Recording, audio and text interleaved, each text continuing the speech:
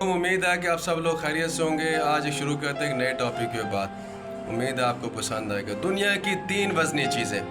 جی ہاں، دنیا کی 3 وزنی چیزیں۔ عورت کے ہاتھ میں طلاق کا کاغذ، بوڑھے باپ کے کندھوں پر جوان بیٹے کا جنازہ اور جوان بیٹیوں کے باپ کی خالی جیب۔ لوگ آپ کے خلاف تب ہوتے ہیں جب آپ ان کے اختیارات میں رہنے سے انکار کر دیتے ہیں۔